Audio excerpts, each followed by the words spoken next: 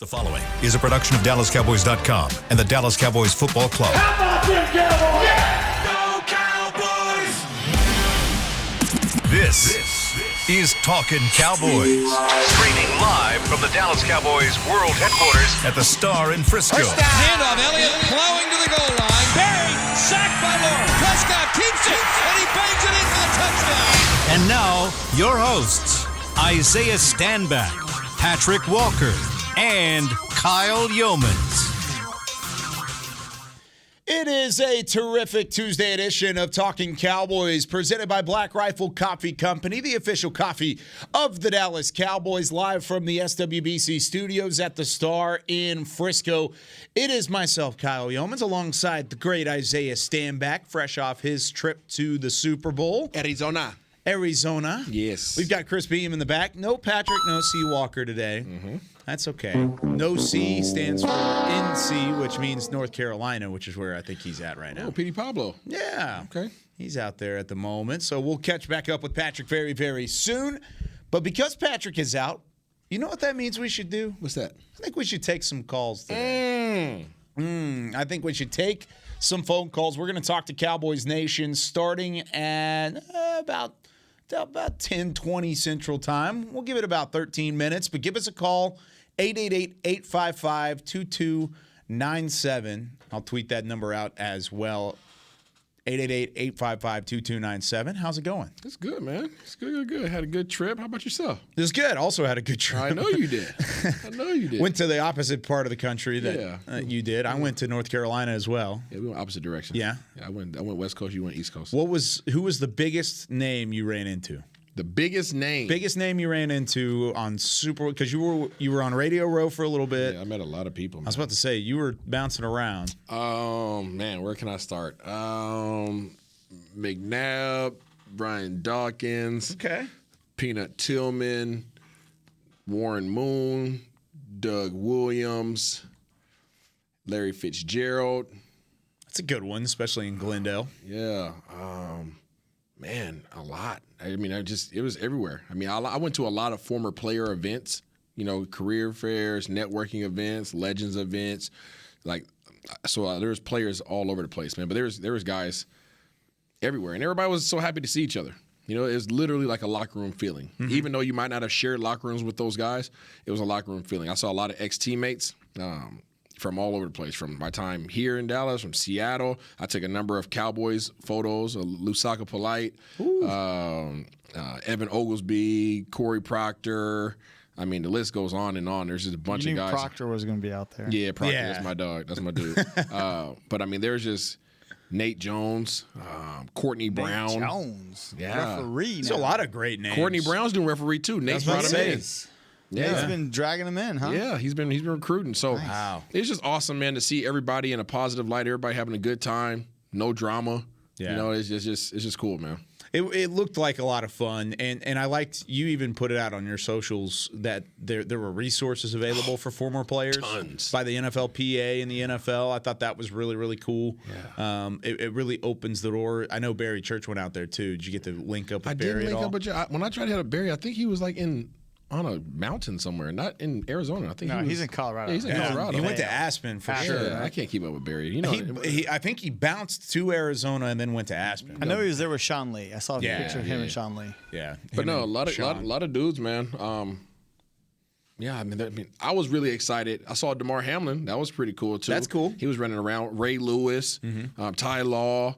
I mean, everybody that you can imagine was there. Everybody. That's awesome. Yeah. Really cool. Well, congrats on a fun trip. Thanks, man. Let's talk about what happened in that game. Okay. Super Bowl, won by the Kansas City Chiefs. Second one in 4 years for Kansas City. One heck of a game, by the way. Heck of a game. Yes. No doubt. The ending was a little anticlimactic. Sucked. But it was a big-time game. Yeah. What did you learn? Because there's every year we talk about this. Yes. Especially since the Cowboys haven't been in the Super Bowl in Correct. quite some time. You talk about what did you learn from the teams that made it Correct. there. Not even just the team that won it, but you can learn just as much from the Eagles about what they learned. And I know I have a feeling that you're probably going to bring up something that you've actually been hitting since the offseason in terms of being aggressive in certain areas of your roster building. But in terms of the execution of the game, was there anything that stuck out? Andy Reid is Andy Reid. I mean, he's a freaking dude. I hate the fact they're talking about retirement for him. I hope that doesn't happen. I don't see that happening. I don't see it happening either. But Andy Reid is a freaking Jedi when it comes to offensive strategy. And I know we were making our projections, and I picked the Eagles to win. They had their chance. They didn't take care of it. But the one factor that I was hesitant on in terms of score and all that stuff is because Andy Reid he's just a factor that you have to take into consideration. He is as much of a weapon as Mahomes, if not more, simply because of the fact he knows how to scheme things up. Two of their touchdowns, walk-in touchdowns, were because of Andy Reid and him understanding the responsibilities of the defense. When we do this, they do this, so we're going to do this.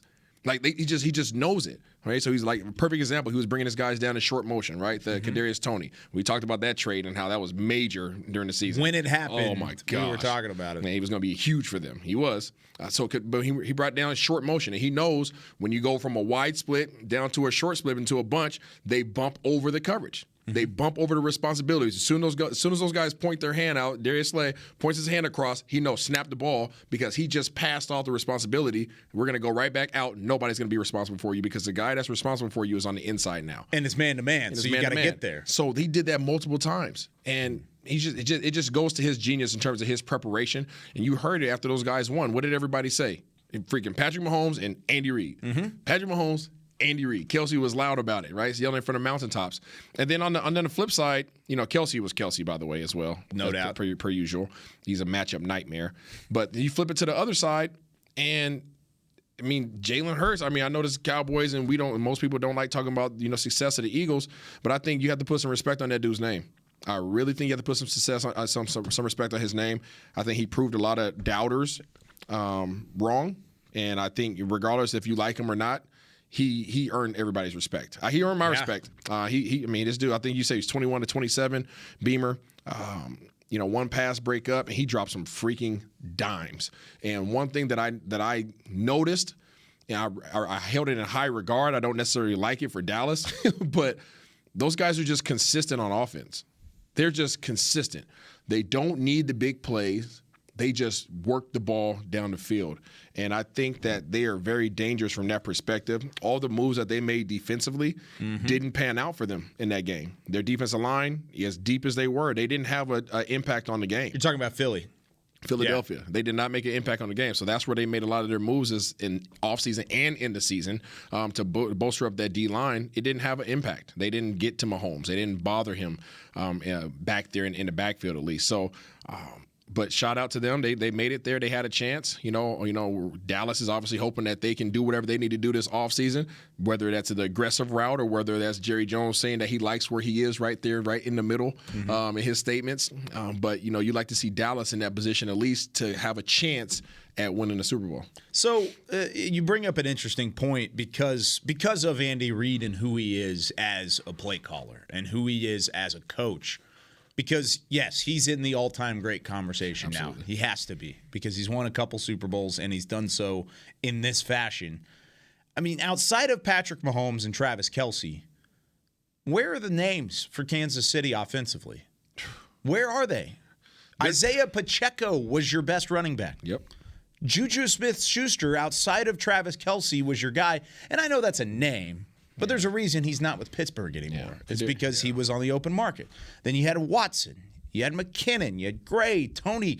Sky Moore's a draft pick. But for the most part, all of these guys in a team that just won the Super Bowl, not just had a chance to win it, but won it, a lot of them are retreads or they're under-the-radar guys. Why are they successful? So they're successful, one, because of Andy Reid. You brought that up. They're also successful because they have an identity. Okay. The Kansas City Chiefs have an identity, and their identity is speed. Everybody on their name one slow receiver. No, they're all fast. They're all fast. You know who else they've signed to a futures contract this year? Who? Not too maybe a month ago. John Ross. Oh yeah, the one that broke the 40 record. UW. Yeah, broke the 40 record at the combine. They signed him to a futures record. He didn't work out in Cincinnati, but guess where he will work out? Yeah, Kansas City. So when you talk about an identity and a culture, that they know who they are. And it doesn't matter what you've done in your past. If you have a particular skill set that we acknowledge and we admire, we're going to utilize it. So that's why they weren't stressing when Hill was gone. They were like, yeah, we're going to miss his presence, but we got other dudes. And in our system, we can make you successful as long as you're willing, capable, and you're fast. You start looking at other teams. Most teams don't have an identity on either side of the ball. Dallas has an identity on defensive side of the ball. What's that? Get after it. Okay. You got guys on the D line that can get after it. Fly to the ball. Fly to the ball, fly around, reckless abandonment. You got Fowler, you got Sam Williams, you got all these guys. That's that identity, right? You got some guys that are one-on-one. They're matchup nightmares. They're just relentless. Okay, that's your defensive identity. What's your offensive identity? You lost it, and you don't have it. So you have what was it before? Running. Okay. Back when I feel like Dallas was unstoppable offensively, and you can even go back to last year. And I was about to say it'd probably take a couple years. It's going to take some years. Even going into 2022, and of course with the result that had happened, you made the playoffs, you got a playoff win. Correct. Great. But you didn't have an identity enough to make a push, and that's kind of where I was leading. When's the last time this offense had an identity? When you had Fredericks. Travis Frederick. Yep. Okay. That's when you had an identity because teams feared your offensive line. Okay. Teams feared your offensive line. They knew that when they came against the Dallas Cowboys, you're going to have to deal with the running game. You're getting tired. You're going to get Zach Martin, and then you've got Travis Frederick. Goons all day long. No matter what's going on in the game, Dallas is going to do what? Turn around and hand the ball off. That'll get them out of trouble. Right? And then you can pass off of that. Right? We've talked relentlessly about Dak being a play-action quarterback, okay? That's not a bad connotation when I say that. That's just what he does best. He's best when he has an established running game. I think you could say Patrick Mahomes is probably best when he has a play-action. Yeah, but he'll also throw the ball 60 times in a game. I was about to say, well, he only threw it 27. He had 182 and 3 touchdowns, and he's a Super Bowl MVP. But they're dangerous even more so now because they have a running game, which is kind of scary, right? Yeah. They never necessarily had to have one. Now they actually have one, and they're even more dangerous. Yeah, they had a first-round pick running back who was inactive on game day, and it doesn't matter. Jesus, yeah. So Dallas has to get back to, and I can't speak on names because guys are still, well, actually there's some guys that are free, but there's some free agents and some potentially upcoming guys that are going to be released and be free agents that are mulling retirement, but that are just doggone goons up front. And I hope, I go back to that word hope. I hope that Dallas is looking at them because I think that they have to get back to establishing an identity as an offense. Obviously, you're making a change from Kellen Moore regime to why did I just blank out on coach's name? Jesus. Oh, you're talking about Schottenheimer? Wow. No, well, yeah, Schottenheimer. Obviously, but McCarthy being the guy. I almost called him Holmgren. Jesus. Wow. I know. I went Dana Green Bay, old school Green Holmgren? Bay. Yeah. But Coach McCarthy, their scheme, that's going to be change enough, right? But now you have to look at it and say, what can we rely on? And I don't think Dallas has that right now. So that's something that they have to go back and find and create that. And I think the easiest way to get there is by plugging 2 new offensive linemen into your offensive front. Goons, though, not just guys.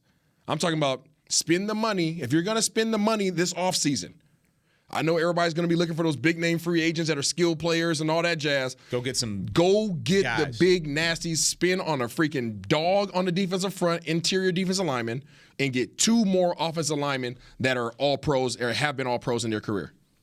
I'm looking at free agent trackers now. I'm trying to find some offensive linemen for you to target. If that's the case, where it's the case of a missing identity, and you go out and you build an identity, where do you think they would lean? Do you think they would lean toward a run first only and go back to what they did back, like you said? Where in 2018, 2017, they had that identity. Of course, 2016, they certainly did too. I would argue the last time they had an identity and they were certainly feared on offense was because of the weapons that they had in early 21. First 6 weeks of the year up until Dak had the calf injury against New England. That's where I would argue because that was an unstoppable offense. And in a so-so defense that was just starting to find their footing with Dan Quinn. If they could have paired this year's defense with the first 6 years of offense, with the weapons that you had, I think you would have been fine. So I agree with you in regard that offense was dangerous. You go back to 21 They offense. were feared. Yeah, they were feared as an offense, but I still don't think that they had an identity. Okay. You know what I'm saying? So like, I would say it's just explosive. yeah, they can kill you with the big play. Yeah, big play. They can kill you with the big play. Yeah. Great one. Yeah, but when I speak about identity, it's like, what do we have to deal with? Mm-hmm. Like, is it going to be dink and dunk all day long, or is it going to be like a Tom Brady where he's getting the ball out of his hands and he's going to be high efficient and you're going to tackle guys? Is it going to be they're not going to make mistakes? Is it going to be they're going to just run the ball up the gut all day long? Like, what is it that teams can expect to deal with when they face you? And I don't know that Dallas has that. Now, the defense had that in the first half of the year when you just know, do not get in the passing situation. Why? Because these dudes got too many guys, right? And they're going to keep coming. They're going to keep coming after you. They're going to make things hard for you as a quarterback. Don't getting passing downs. That was identity on defense. Offensively, it feels like you're fishing. Now, that doesn't mean that you're not going to be successful, but being successful doesn't mean that you necessarily have an established identity. Yeah, I see what you're saying. Yeah. And I'm looking at some of the offensive linemen now. Orlando Brown Jr., his market value right now is like $22 million. So that one's probably, if you're going to spend the money, sure, but that's a lot of money. Rodney Hudson, George Fant, Connor McGovern, but not our Connor McGovern, the one from New York, the center. A couple other centers. I mean, Jason Kelsey, he's talking about retirement. Yeah. Justin Pugh, Matt Pryor, Cam Irving, you remember that name. Austin Blythe, Brandon Parker, Nick Gates. That's pretty much your guys. And there's some more guys that are about to be relieved of their contracts. Sure, they're going to be cap casualties, and you can kind of work from there. It depends on it, but it's always tough. Maybe we could just go sign a Nate Newton, who just texted me. That's awesome. He said, nice 2 O-linemen. So he agrees with you. Yep. He wants 2 offensive linemen. There you go. Yep. All right, let's take our first break. When we come back, we're going to take your calls here on a Talkin' Tuesday. 888-855-2297. We're going to take some calls from Cowboys Nation right after this. When you build, you start with the foundation. And home ownership is a foundation of a stable future. The Bank of America Community Home Ownership Commitment has helped over 34,000 people lay the groundwork so far, with up to $10,000 towards your down payment or 3% of the purchase price, whichever is less. The satisfaction of owning your own place can become a reality. Visit bankofamerica.com/homeowner to learn more. What would you like the power to do? Bank of America N.A. Equal Housing Lender. Credit and collateral is subject to approval. Restrictions apply. This is not a commitment to lend. Lil Sweet! Did you get to work on time? Yeah, but I just realized it's Sunday. Lil Sweet says head on home. Dr. Pepper's on its way. So sweet, unique. Baby, there's nothing better. I bet you've probably done something that deserves a Dr. Pepper. Did you invest your nest egg in an NFT? Yeah, and I don't even know what that is. It's a non-fungible token. Everyone's done something that deserves a Dr. Pepper. Todd thought it would be secure to jog in the cheetah savanna. Todd believed the big cat repellent he bought online was reliable. And now, Todd is trying to be faster than this cheetah that can run 80 miles per hour. But the good news is, Todd has AT&T 5G that is fast, reliable, and secure. And he learned the best thing to do is stop running and toss her the backpack with the beef stew. AT&T 5G. Fast, reliable, secure. It's not complicated. 5G requires compatible plan and device. 5G may not be available in your area. See att.com/5G for you for details. Are you ready to take coffee off your grocery list forever? Black Rifle Coffee Club is here to help. As a coffee club member, you'll get your favorite coffees roasted, packaged, and shipped to your door free of charge on your preferred schedule. Set it, forget it, and never run low on coffee again. Members also get exclusive deals on coffee, products, and discounts from partner brands. Ease your mind and let Black Rifle worry about your coffee supply. Go to blackriflecoffee.com to join the coffee club today. Back to Talkin' Cowboys.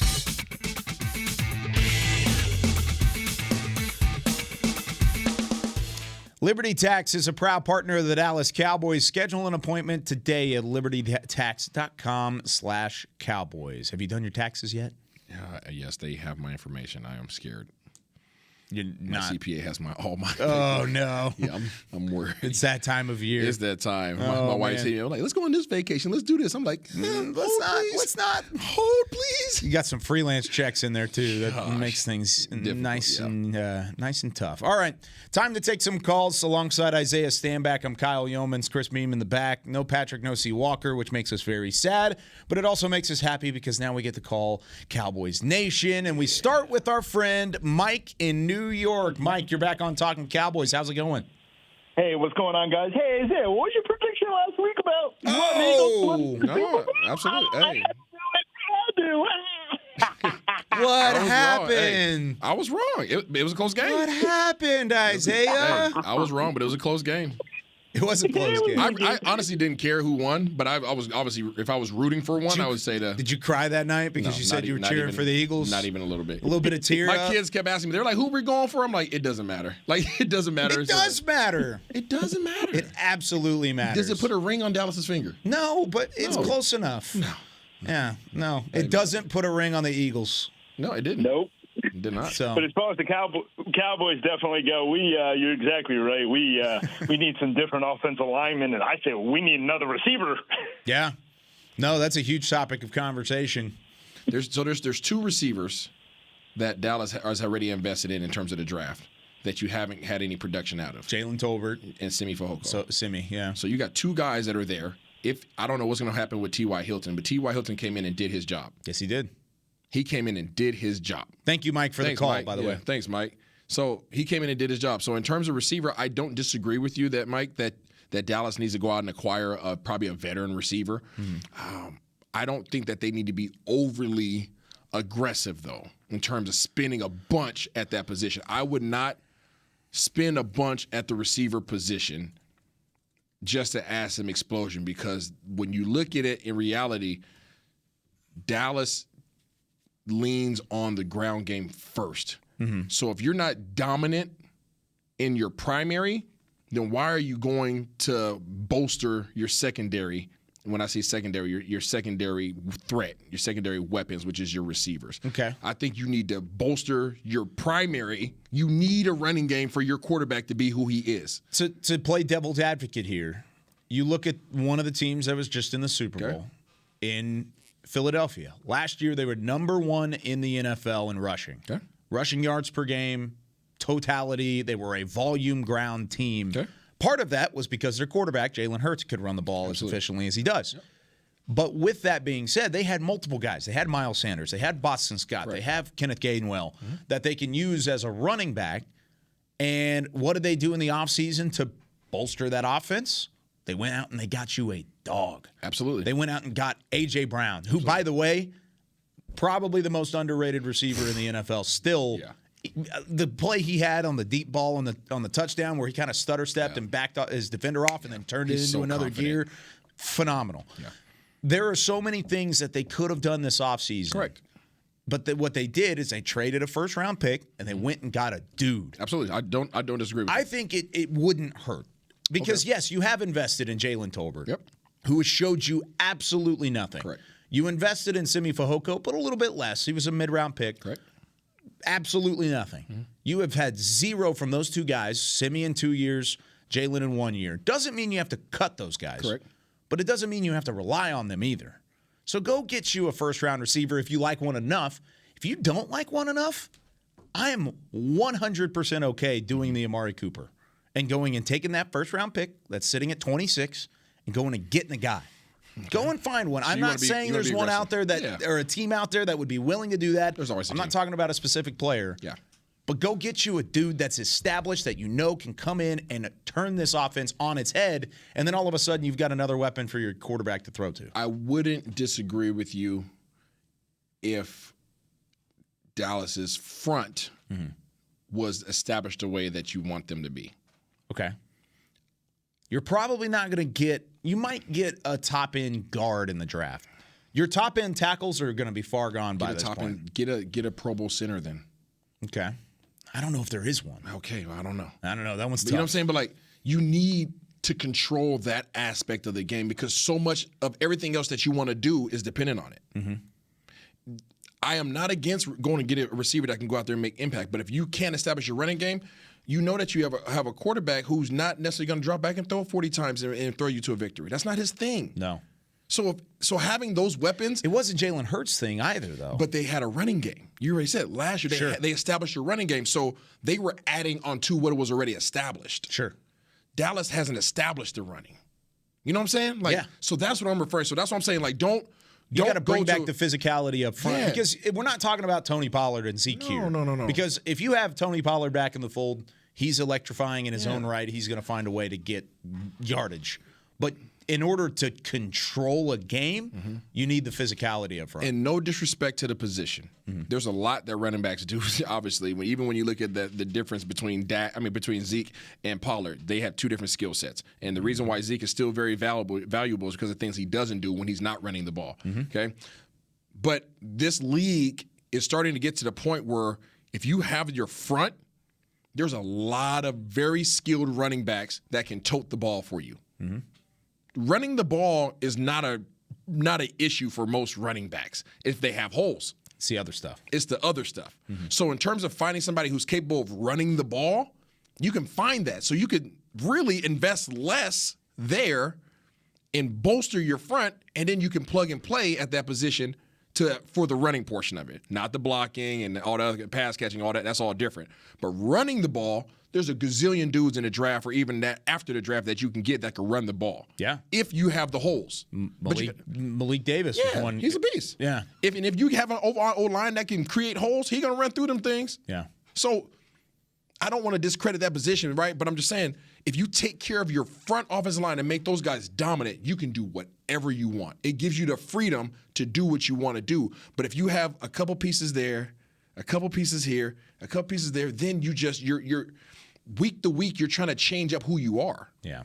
You've got to find, like you said, an identity, and it just depends on which route you go. You got to go one way or the other. You either got to be physical and run the football, or you got to be overly weaponized outside. I'll give you a perfect example. When you face the Washington Commanders, what is the one thing as an offense that you know you're just not going to be able to do? As an offense going against the Commanders? Run up the middle. Why? Because they've got two dudes in the middle. Just Payne and Allen. What did they invest there? You've even got Chase Young on the outside when he's healthy. So when they invested their money and their draft picks into a certain position, right? That front line, it automatically takes away something that an offense could do against you. Yeah. Straight off the board. Done. We negate you to just throwing the ball. Offensively, if you do that, all of a sudden, what can you do? We can move anybody off the ball. That means we're always in good down and distance. Yeah, you're going to win first and second down, which is what Mike McCarthy always wants to do. So I'm saying, if you take care of that, you have so many available options. Now you don't have to have all the explosive receivers because most of your receivers can get you 5-yard routes and 10-yard routes. You don't have to have these explosive guys. Now you would like to have them, but it's not a necessity. So you can make things happen. McCarthy didn't have a ton of amazing receivers when he was out there, right? But because his running game was so good, everybody was accessible. You're talking about in Green Bay? Yeah, in Green Bay. Yeah. He never, So right. You know what I'm saying? So it makes your life Devontae easier. Adams. He had Jordan Nelson. I mean, they had some guys. If I was a GM, which I don't think I'm going into that route. If I was a GM, maybe next Super Bowl if you can network better. My offensive and defensive lines would be unstoppable. I would have so much invested there that worst case scenario, we're just going to line up and hit you in the mouth. Yeah. Worst case scenario. If we don't have any other money to use, I mean, obviously you want to make sure other positions are taken care of. But worst case scenario, you got to line up and go against my best lineman. Look at what Kansas City did. They allowed 0 sacks against that team, and it took away the strength of the defense. And they invested all that money when? Last year. Yeah, a while back. Last year. 4 of their 5 starting offensive linemen last year were all new. Yeah. All new. They invested that money last year, and it paid off when? This year. Still got them to a championship game last year, too. Yeah. Right. So. Let's go to Kent in New Mexico. You're on Talkin Cowboys. Kent, what's up? Good morning, guys. How are you doing? Great. How are you? Not too bad. My concern this year is what are we going to do with the salary cap hit from Dak Prescott? And, that's going to really limit what we can do in free agency and how many of our own free agents we can keep. And it really makes me want to question how committed he is to winning a championship, because we want to compare him not skill-wise to Patrick Mahomes, but look at what Patrick Mahomes did when he could have held the Kansas City Chiefs hostage over his contract. And he chose to take a very, very long-term 10-year contract, did not maximize his earning potential by any means. And he did so because he said he wanted to keep a championship team around him, and he knew that the team had to have the capital to do that, and he wanted to compete for championships. And he put his money where his mouth is and left his team with a lot of room to work, a lot of flexibility in his contract to do exactly what he said he wanted to do, which was compete for championships, and he just got his second. Yeah. I love Dak, but he said he wants to win championships, and then he goes out and wants to maximize his potential short contract, and then turn around and do it again and hold him hostage again to max out his earning potential a second time and then a third time. That really hamstrings the Cowboys' ability to keep the team intact and to go and be aggressive in free agency. Thank you for your call, Kent. Really appreciate it. I want to take some of the stuff that you said there, and I want to break it down a little bit, because you're talking about the cap hit for each of these guys moving forward. I disagree on the Patrick Mahomes argument, because his cap hit last year was $35 million. He signed the richest deal in NFL history, 10 years, $450 million. That's a $500 million that he signed. And yeah, it's over 10 years, but his cap hit was 35.7 in 2022. Dak's was 19.7, so half. And he still won a Super Bowl. Or Patrick did, with 35.7. Now, Dak's balloons to 49, and we all know that. That's the big number, and it does. It limits you in terms of what you can do from a cap situation hit. And what's Patrick's next year? I know. 46. 46. So it's right there. It's like it's within a couple $1 million. With a ring. But he does have a ring. Yes. No doubt. But that's what I'm saying. Like this year, Dak's cap hit was half of Patrick Mahomes, and it still ended up in a ring. There's ways that you can lower Dak's contract, and the way you do that is you extend him, and you push him past the 4 years. He has the greatest. Patrick Mahomes has the greatest roster bonus of all time. His roster bonus this year. What was it? No, coming up. So his roster bonus it's probably what? January, first day of the new year, right? Mm-hmm. $34 million. My goodness. His base, one last year was 27, base right? Salary is $5.5 million. Yeah, smart. It's all cash. It's all cash right up front. Yeah, and it's still cap hits. I mean, it still kind of plays into it. So impressive. Here's the next 10 years basically for Patrick Mahomes: 44, 46, 41, 59.9. So $60 million in 2027. Which, by the way, by the time the salary cap continues to balloon, that'll probably be a normal number. 44, 44.9, 50, 52.4 in 2031. That's his last year. But so it kind of goes back, and thanks for the call. It goes back to what we're talking about in terms of identity, though. So when you think about the Kansas City Chiefs, they can afford those cap hits like that because having high caliber players aren't as much of a necessity because you have that identity and you have a system that's established. Yeah. Right? So you don't need the big name guys that you have to go spend a bunch of money on. You can sign futures contracts to guys who didn't work out other places because you know you could bring them into your system and make them successful. Yeah, Mahomes elevates them. No doubt. Yes. Yeah, so, no doubt. I'm saying Dallas isn't there. So Dallas is in a position now where you're stressing. Mm-hmm. You're stressing over the cap because you're like, man, we still got it. We have all these needs, and we need guys that can help us do this, and guys that can help us do this. And they're not alone in that fact. Yeah, 30 other teams in the NFL are having that same problem. Kansas City's not stressing.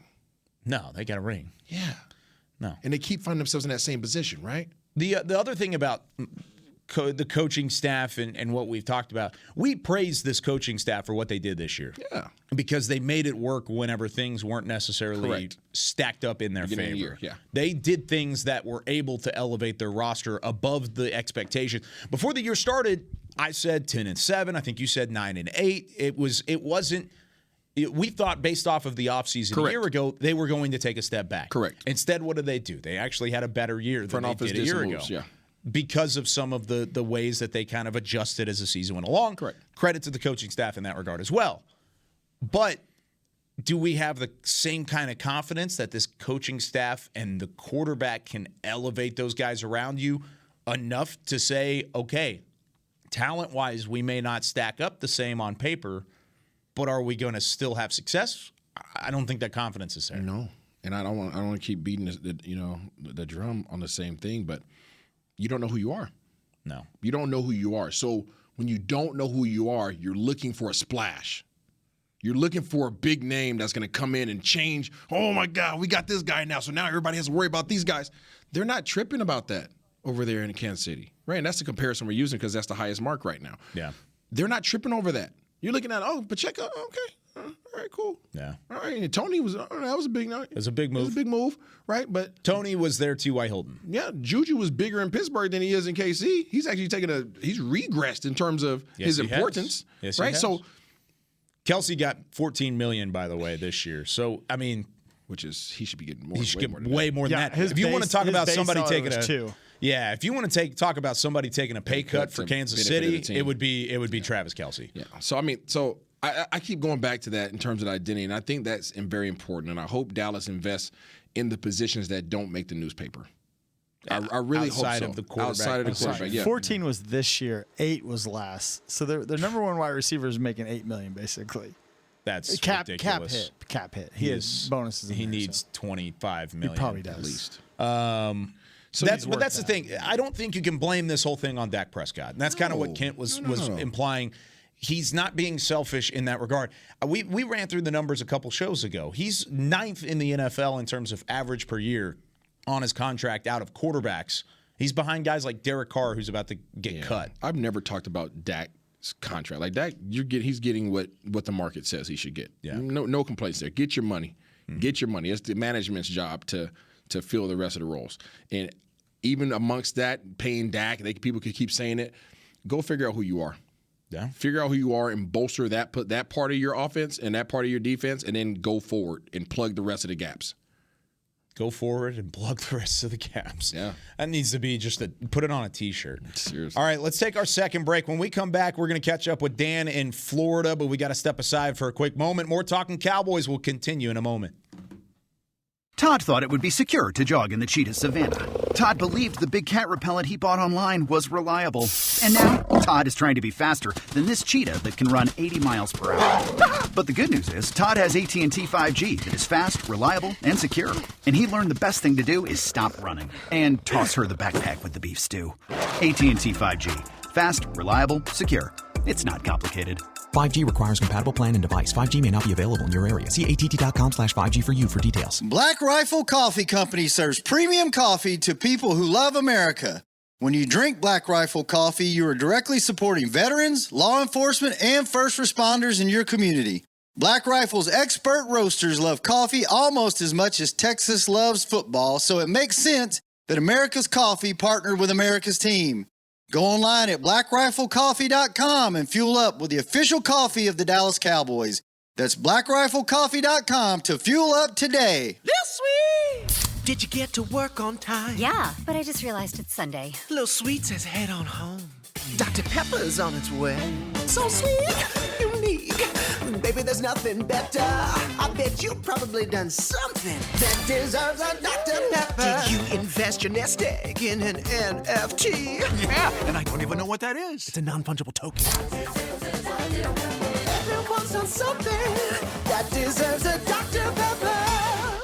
Want to use what the pros use? How about the official men's skincare brand of the Dallas Cowboys? Jack Black. Right now, you can get the Jack Black Starter, a curated collection of Cowboys locker room favorites for just $10 with free shipping. The starter includes 4 Jack Black skincare favorites, plus a full-sized intense therapy lip balm. Go to getjackblack.com/cowboys and use the code word TEAMJB. That's getjackblack.com/cowboys. The Jack Black Starter, $10, free shipping.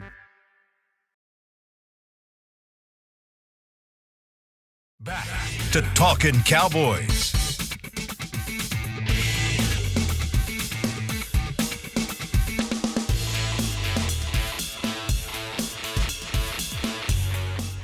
Just steps away from the Dallas Cowboys World Headquarters in Frisco, you could visit the Star District, your destination for excellent dining, premier shopping, and exciting events. Visit thestardistrict.com for more information. Final segment here of Talkin Cowboys, presented by Black Rifle Coffee, the official coffee of the Dallas Cowboys. He's Isaiah Stanback. I'm Kyle Yeomans.